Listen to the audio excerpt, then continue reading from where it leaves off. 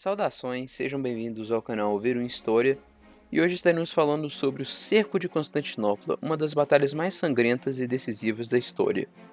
Durante mais de 1000 anos, a capital do Império Bizantino, Constantinopla, foi conhecida por suas grandes riquezas, como a Hagia Sofia, o Sagrado Palácio Imperial, a Torre Gálata, o Hipódromo, a Golden Gate das Walls e opulentos palácios aristocráticos.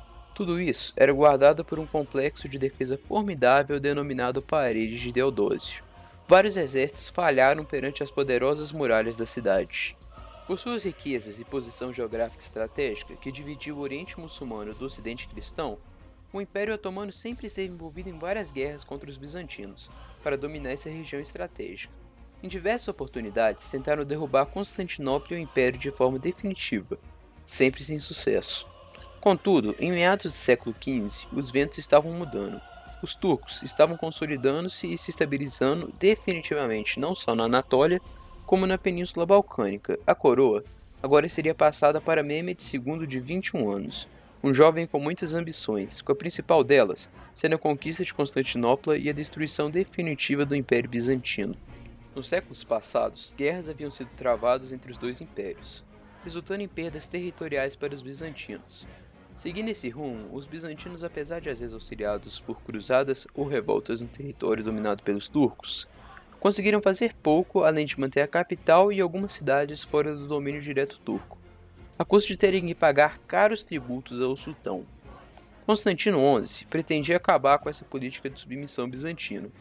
Para isso, parou de pagar tributos ao sultão e começou a erguer um exército, além de acolher rivais de Mehmed de seu império, notavelmente o primo do sultão, Orkan, que almejava o trono do Império Otomano. Mehmed achava a posição do imperador afrontosa. Imediatamente ao assumir o trono, começou sua preparação para a guerra. Seu primeiro ato foi a construção de fortalezas no norte, efetivamente bloqueando qualquer tipo de mercenário ou ajuda a vir do Oriente pelo Mar Negro. O imperador movimentou tropas e servos para a capital, mandou diversos pedidos de ajuda ao Ocidente. Nenhum monarca atendeu seus pedidos. Tudo que Constantino recebeu foram alguns navios italianos e um regimento de mercenários comandados por Giovanni Giustiniani. Em abril de 1453, o sultão apareceu com aproximadamente 80.000 soldados, mais de 100 navios e 60 canhões, em especial a bombarda turca, um super canhão fundido em Adrianópolis pelo engenheiro húngaro Orban. Essa bombarda era um monstro de bronze de 8 metros de comprimento que pesava aproximadamente 7 toneladas. Tudo isso para cercar a cidade. Contudo, até o final do cerco, centenas de milhares de tropas chegariam a ser mobilizadas. Constantino deve ter conseguido pouco mais do que 7.000 tropas profissionais, 15 canhões, 30.000 civis colocados sob serviço e 26 navios. No mesmo mês, Mehmed ordenou que seus canhões organizassem uma barragem. Entretanto, no começo poucos estavam prontos e os canhões eram tão massivos que, apesar de causar enormes danos, levavam horas para recarregar, o que permitia que alguns danos fossem cobertos.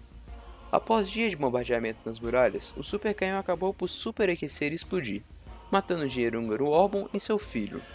Após esse acidente, Mehmed ordenou um assalto às muralhas que foi repelido com força total.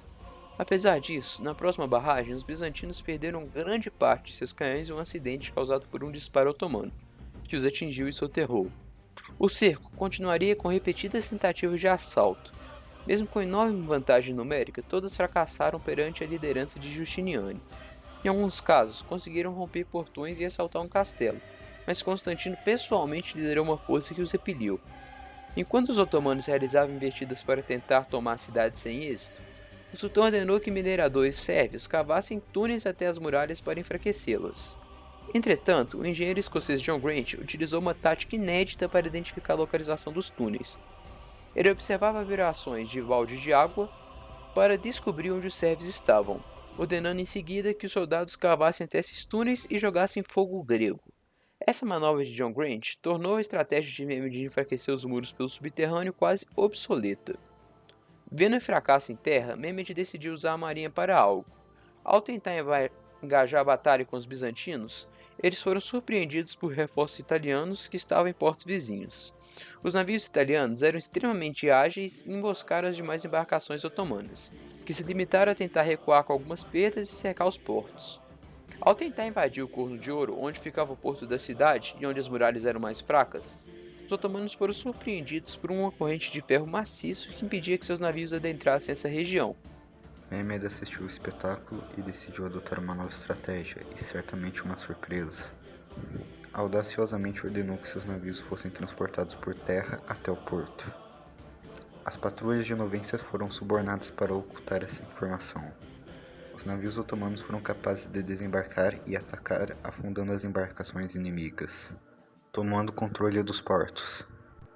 As tropas bizantinas tiveram que se espalhar ainda mais pelas muralhas em ordem de prevenir um desembarque ou bombardeio naval. Os bizantinos planejaram conduzir um ataque surpresa e queimar a frota otomana com fogo grego. Entretanto, o governador genovense atrasou o ataque. Tempo bastante para Mehmed planejar seu contra-ataque. Quando o ataque foi executado, os bizantinos foram surpreendidos por bombardeio de canhões e flechas por terra e mar. Esse fracasso fez com que as já escassas forças militares de Constantinopla fossem ainda mais limitadas. Apesar disso, com o auxílio de 15 canhões remanescentes e de algumas tropas, o imperador conseguiu manter as tropas navais otomanas longe bastante das muralhas. Após meses de cerco, as tropas do sultão Mehmed já estavam impacientes e o jovem começava a sofrer pressão para negociar uma trégua. Quando já estava disposto a aceitar uma trégua regida pelo grão-vizir, Mehmed teria recebido a notícia de astrólogos sobre um eclipse e considerou isso como um sinal. Com isso, Mehmed organizou sua última ofensiva, em forma de ondas, ordenando que as tropas mais fracas fossem as primeiras, seguidas dos mercenários a atacar. Giustiniani conseguiu repelir todas essas ofensivas até a última onda de ataques, mas ele foi ferido gravemente e levado por suas tropas para receber cuidados e sair da cidade. Infelizmente, não resistiu a essas feridas e foi a óbito. Em uma das torres, os janíçaros obtiveram sucesso e hastearam uma bandeira otomana. Com a moral das tropas bizantinas abalada, após a saída de seu comandante Giustiniani, as tropas otomanas romperam as defesas e adentraram a cidade. Nesse ponto, as tropas ou foram para a cidade procurar refúgio, forçar uma resistência ou para os portos tentar fugir, visto que os sobreviventes provavelmente seriam torturados, escravizados ou mortos pelos turcos. Constantino, em um último ato de bravura junto a seu primo, Teófilos, organizou um último ataque ao portão, onde ambos morreram lado a lado, sendo oficialmente dados como mortos em ação. Boatos de que Constantino organizou uma resistência na capital existiram durante muito tempo. O Império Otomano nos próximos anos teria a capacidade de avançar quase desenfreadamente no Oriente Médio, Cáucaso e principalmente nos desejados Balcãs na Europa. Quase.